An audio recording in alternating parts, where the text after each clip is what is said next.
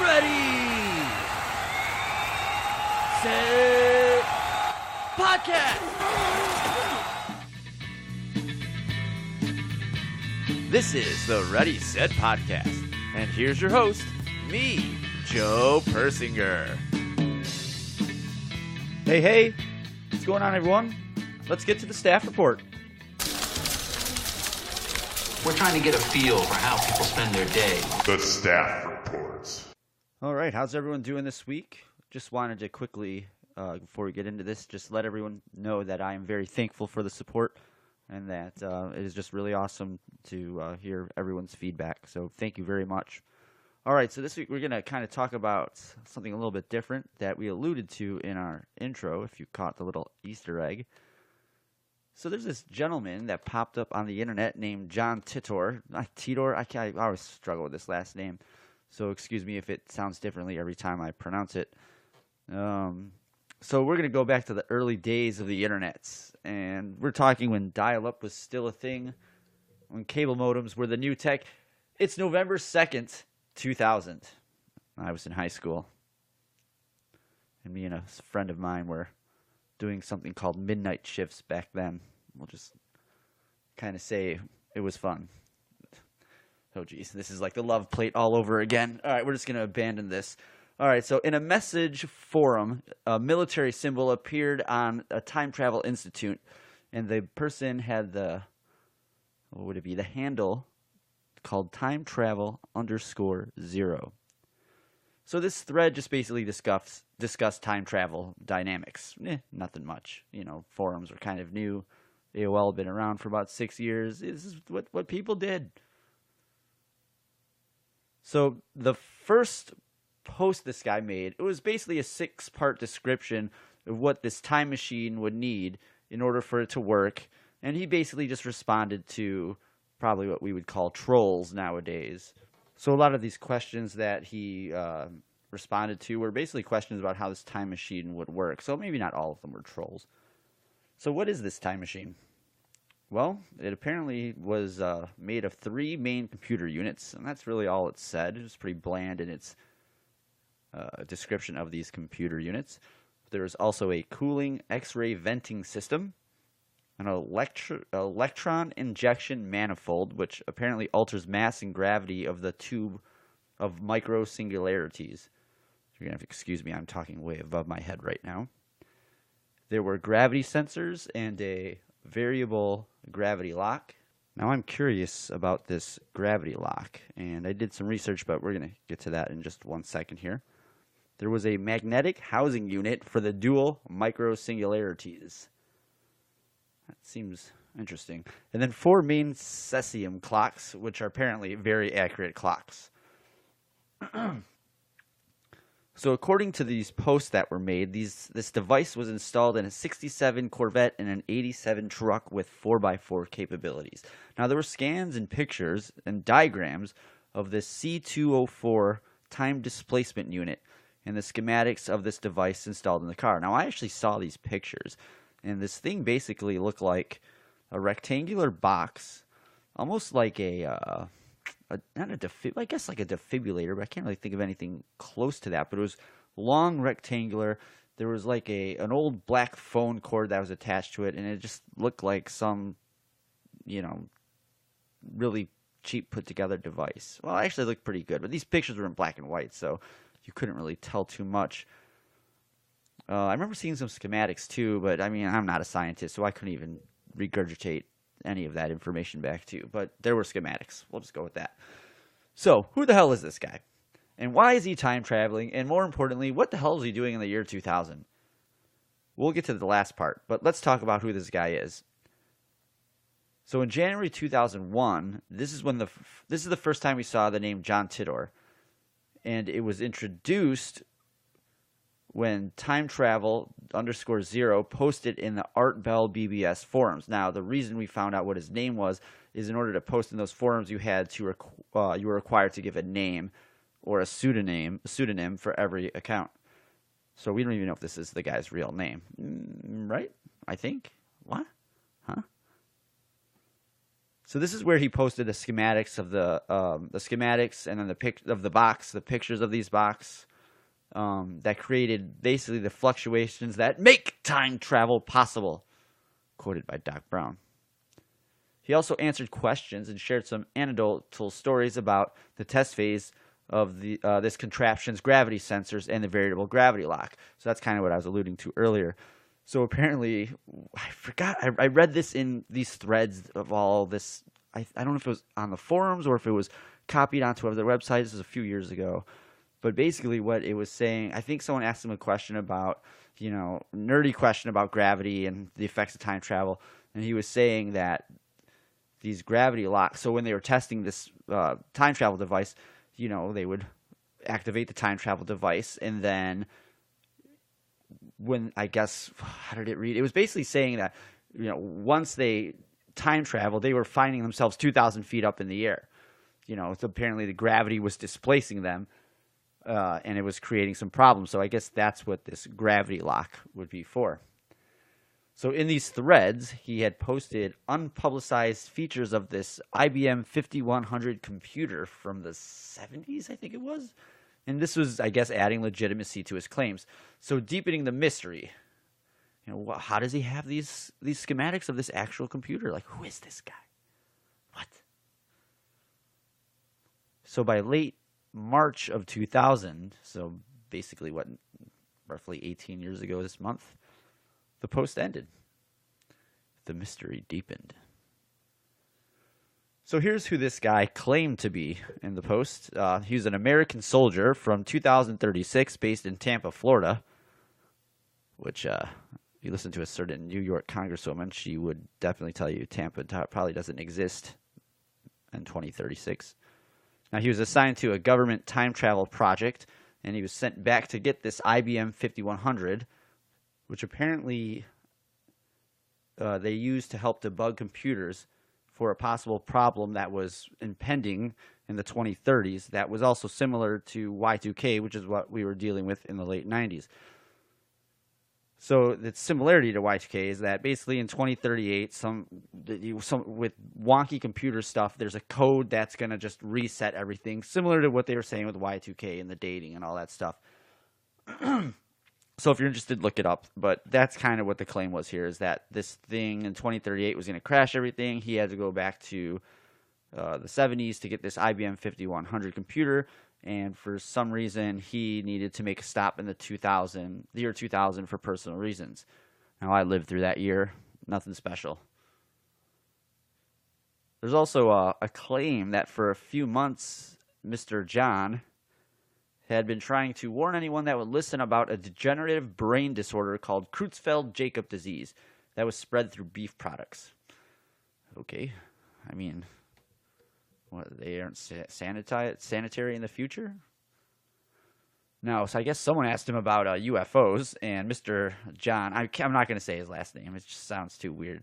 Mr. John, that sounds weird too, but we're not going to say his last name, expressed an interest and expressed that UFO travelers might be travelers further into the future than his own time, but with superior time machines. Wow! Wouldn't that be interesting? So in another thread, he made some predictions. He claimed that there was a civil war in his time that had the U.S. split into 5 regions, with the U.S. capital now being located in Omaha, Nebraska after the war. Someone's a Republican. He goes on to claim this war ends in 2015 with a brief but intense World War III. Yeah, okay, pal. The reasons for this war are vague, although he uses the many words interpretation, using air quotes here, of quantum mechanics, which is a way to explain why these things never happen. So in our timeline, that is, given his predictions, the ability to stand with scrutiny when they fail to pass. So basically, believers can then claim his post were why these events were averted. This is just a perverted version of the predestination paradox. So what the predestination paradox is basically, let's say you knew there was a burning that had been burnt down, before you were a kid, and you had the ability to time travel and to figure out what happened. So you time travel, you go to when this building was still around, and you're exploring, going room to room, checking it out. Whoa, what's going on there? but then you accidentally kick over a gas can, burning the building down. So you can see how that loop is kind of created. And this is kind of, what's going on here. They're just kind of creating this weird way to argue that, hey, the reason none of this crap happened is because this was posted in our timeline. Okay, that is just ludicrous. So what the hell is going on here? Is any of this real? Well, Mike Lynch, a private investigator, searched for any registry of evidence of any individual named John Titor, and nothing was found. Now, again, that could have been a pseudonym, so that's not really a total debunk. Now, however, Mike did stumble onto a for-profit company called the John Titor Foundation, formed in September 2003. That's a little weird. And then, honestly, a simple Google search of the John Titor Foundation produced 2 addresses, one for a business in Celebration, Florida, and a mailing address a few miles down the road from there in basically unincorporated Kissimmee, Florida. I mean, it's right next to Disney. So maybe this guy abandoned his mission and decided to retire in Central Florida. I mean, that's not that out of the realm of possibility. There were no smartphones back then. Cable TV was kind of the thing. I remember still listening to the radio. I mean, it just wasn't the way it was now. So maybe he liked that. Now, just a little full disclosure here. I live a few miles down the road from a few of these addresses. I actually work right around the corner from one of them. So I'll definitely be following up on this. It'd be pretty cool if I can get some of these guys on the podcast, but definitely getting ahead of ourselves here. So this is where things start to unravel. Now, the Google search I did for myself produced the name Lawrence Haber with a state of Florida filing number, and it's actually still listed as active. The company age is listed at 15 years and 5 months. So these guys are still using the foundation. My guess is as a tax haven, but I digress. Now, I can't take credit for all this sleuthing. There's a gentleman named John Houston of the Hoax Hunter website. He did all the legwork here. He's the one that found Haber to be the CEO of this foundation and concluded that Haber and his brother Maury were likely to be behind this John Titor identity, whom they actually introduced in 1998. Now, this would also explain why the time traveler was worried about the second coming of Y2K, considering that was a really big pop culture issue going on in the late 90s there. And he was able to use the fervor that was going on, that was building in the late 90s about this growing computer program that basically became a big nothing burger. So very original, guys. Now, how do we know the brother was in on it too? And how do we know this? Well, remember the unpublicized features of that IBM 5100 computer? Haber's brother is a computer scientist. So that would definitely explain where he got those unpublished reports from that on the old computer and where it came from. And a simple Facebook search also is going to show that Mr. Maury is a CTO at Beyond Trust Software. Someone has a tech background. So there's a there. Maybe Jerry Nadler should look into that. So here's my final assessment. What's our final conclusion? How about we start with Haber and his brother decided to try an experiment on the internet.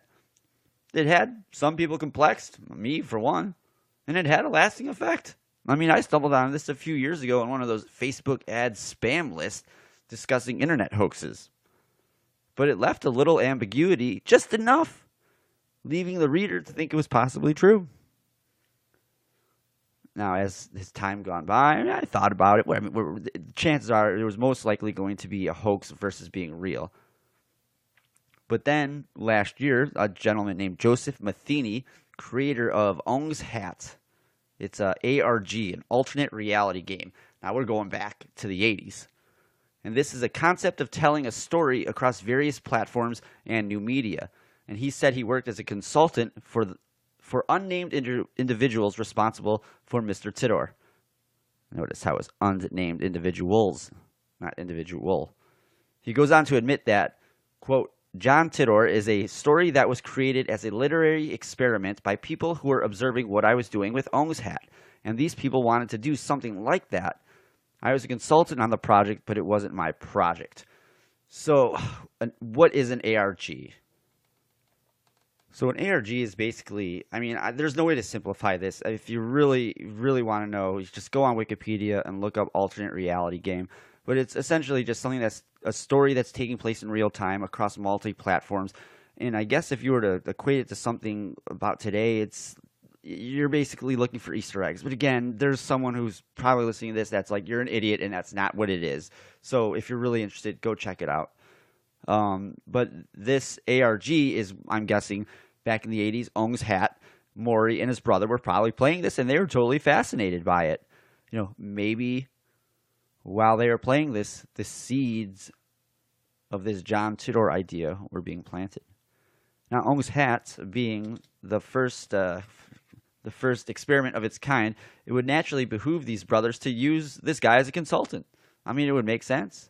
He was I don't know if he's one of the first, but he definitely was one that, you know, brought this thing in popularity. But, you know, this was a hoax. I'd like to know the motivation behind it. I mean, was it what this guy says it was? Just a social experiment? Did these guys think they could actually get away with it? Now, I took this little search another step further here, and Facebook research shows that Maury might be a Democrat or an anti-Trumper, and his brother Lawrence, with the limited info I was able to find, well, I could at least figure out that he is not a socialist. So, this isn't the end of this saga. Like I said, I would really like to find these guys and bring them onto the podcast. It seems like they live right here in Central Florida, so wish me luck. And that's going to be the staff report. So next on our list here, we're going to kind of continue the theme of this college scandal, because this is probably going to be the last time I can talk about it, because it'll be a dead horse after this. So these bulldozer parents can't stop, rich or poor. There is a New York Times poll that was conducted, and it showed basically that parents don't stop handling things for their children when they become adults. So this poll looked at about 1,500 people aged 18 to 28 and 1,100 parents of people that age. The survey was conducted between January 29th to February 3rd, and the poll looked at national representatives, groups of parents of young people aged 18 to 28. So by the time these kids are old enough for college and way beyond the point they should have graduated, parents, whether wealthy or not, are still doing things for their kids. So here we found that 76% reminded their kids of deadlines that they need to meet, including for school. So it'd be schoolwork and work, I guess is what it said. 74% made appointments for them, including doctor's appointments. Jeez. 15% of parents with children in college had texted or called them to wake them up so they didn't sleep through a class or a test. I wonder if my parents are guilty of that one. Only you know. 8% of parents said they had contacted a college professor or administrator about their child's grades or a problem they were having. I put good money. My stepdad falls in that category, but I'm probably wrong. Now, one of the most egregious findings of the poll is that 11% of these parents with adult children will call their child's employer if he or she had an issue at work. Now, you know why that would never work for me, because basically I worked with my parents, so they can't call themselves.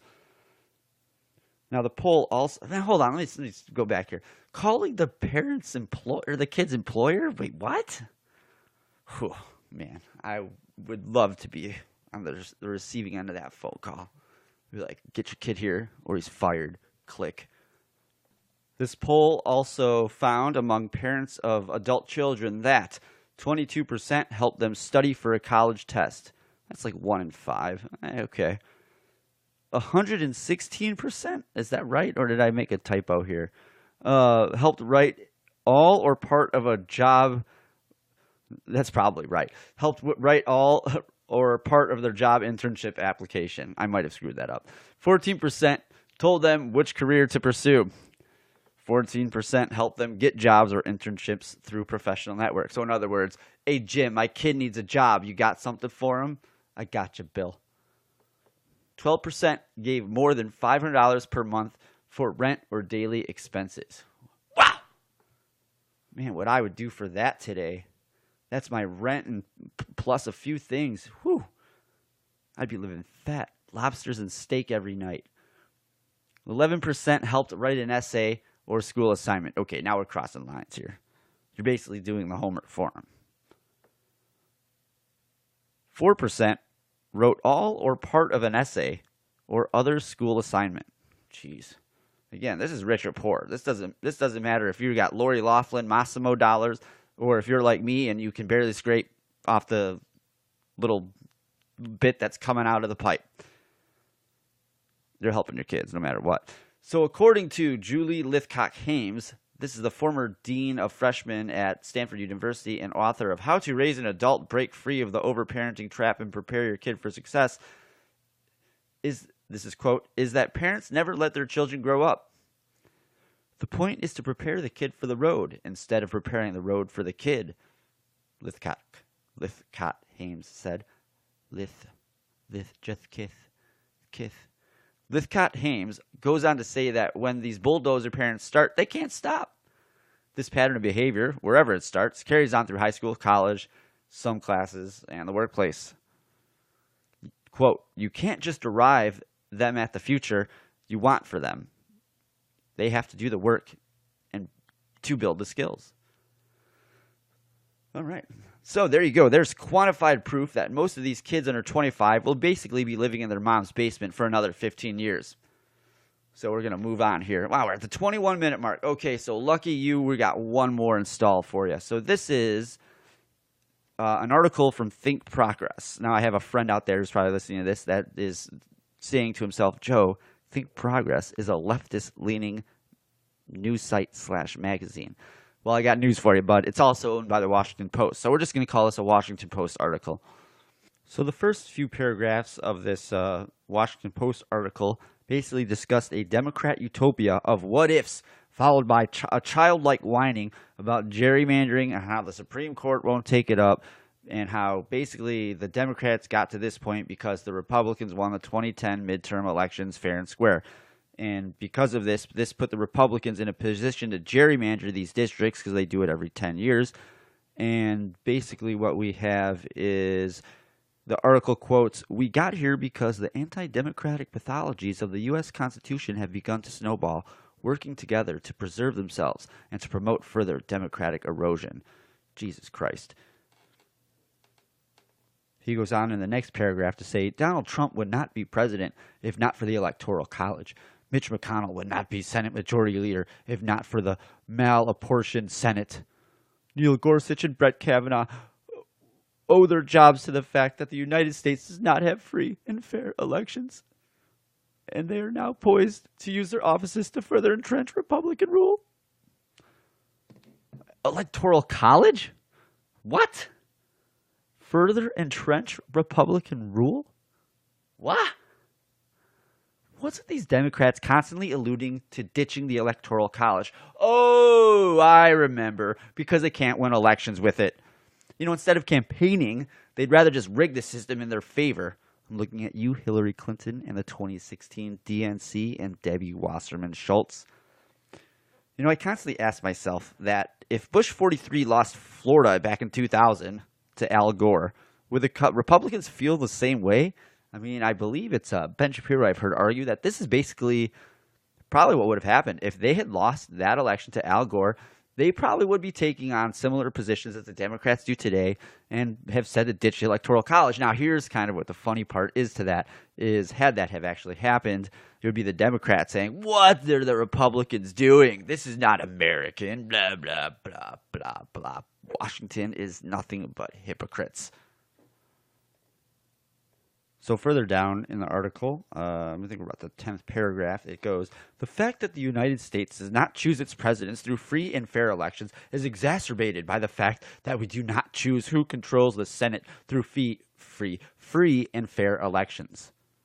First off, we're going to ignore the first sentence and chalk that up to just this person's cognitive bias. We all understand the popular vote is not the determining metric in deciding who wins a presidency. But don't tell your Democrat friends that. Now, secondly, has this asshole never read the 17th Amendment? Or more importantly, even read the Constitution? We're going to go with no. So the article goes on to say that the state of California has 68 times as many people as the state of Wyoming. Indeed, the fourth largest city in California, San Francisco, has more than 300,000 more residents than the entire state of Wyoming. Yet Wyoming still gets 2 senators, just like California, effectively giving each person in Wyoming 68 times more representation than each Californian. Okay, has this guy never read this 17th Amendment? Oh, God! All right, let's take a look at it. Article 1, Section 3. The Senate of the United States shall be composed of 2 senators from each state, chosen by the legislature thereof for 6 years. So he thinks the 17th Amendment is corrupt? Imagine if you realize the status quo. Now let's take a step back here. The Senate of the United States shall be composed of 2 senators from each state. Okay, we all know that. Chosen by the legislature thereof for 6 years. So here's the difference. In the Constitution, they're saying the state legislature is picking your senators, not the population. That changed. I believe we'll be getting to that in just a minute. So he thinks the system's corrupt now? Well, can you imagine what he would think if it was just a body of just, state Democrats or state Republicans or the majority of whichever party picking senators? That's called the rich boy club. Think about all the ass kissing in the state legislature you have to do to be a senator in whichever state. That's why New York was so corrupt in that movie, Martin Scorsese, DiCaprio, Gangs of New York. Because just think of all the power the state legislature as a whole has, just picking 2 senators to send to Washington. Now, you ask yourself, as we get into the weeds here, why were they doing that? Because this was to make sure that the state was represented in Washington. Now, when they changed that and made it about the popular vote, clearly the state's needs weren't really that important.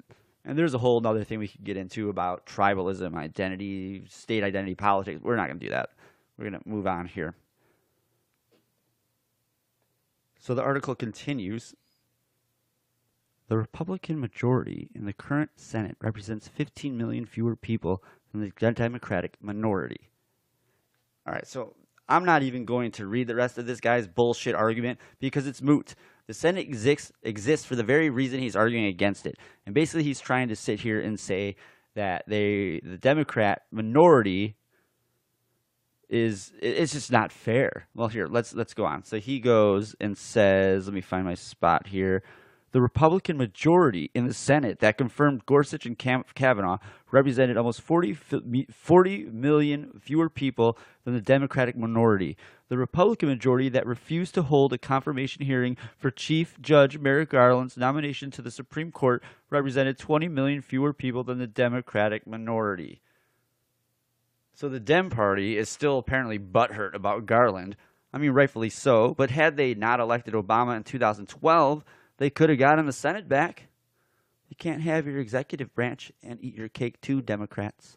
And yeah, I did say that right. Think about it. If Romney was elected in 2012, what do you think would have happened in 2014? Democrats would have had the Senate. Maybe they would have got the House too. Who knows? But like I said, can't have your executive branch and eat your cake too. So towards the end of the article here, it says, if Democrats remain popular in the population centers while Republicans continue to overperform in sparsely populated areas, in other words, Republicans will soon gain a permanent supermajority in the United States Senate, and with it, permanent control of the Supreme Court and permanent power to reinterpret the Constitution. So Democrats have no choice but to confront the Constitution's anti-democratic pathologies head-on. If they allow the Senate malapportionment to continue, they will cease to exist as a viable political party. Ending the Washington Post / Think Progress article. So, what's the problem here? You're mad because your rich elitist base refuses to mobilize and live somewhere other than the middle of Nebraska? Or excuse me, I said that wrong. Or live somewhere in the middle of Nebraska.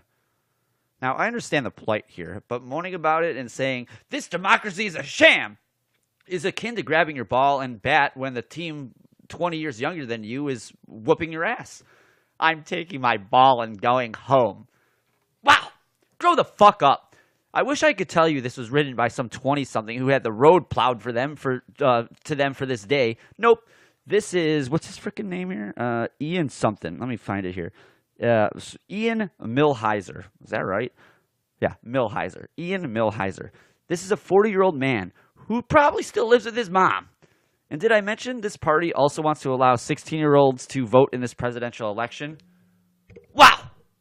Talk about trying to rig an election. First, the plan is to get illegal aliens to participate. That's not working, so... Gah! This is your Democratic Party today? A big tent party controlled by the radical left wing who occupies these urban cities and coastline cities using very extreme rhetoric, which I imagine, if this was heard by our founding fathers, would only lead me to believe that these former executives, such as Washington, Jefferson, Lincoln, both Roosevelts, would think factionalism has led our nation down a path where one party has crossed over into platforms that are borderline treasonous. Fucking disgusting. And guess what, folks? This election race was just getting started. All right, that's going to do it for us this week. Thanks for joining us. That was a solid 31 minutes. I hope you're still listening. Thank you for listening. Don't forget to check us out on SoundCloud. We're on YouTube. We're also on Mixcloud, and hopefully we'll be getting on iTunes very shortly. So thanks again for listening, everyone. It's been a pleasure, and we'll see you next week. Thanks again, folks. We'll see you later, you fucks. Thanks for listening to the Ready, Set Podcast. Check us out next week, and don't forget to follow us on Twitter, and look for us on our YouTube channel, Ready, Set Podcast.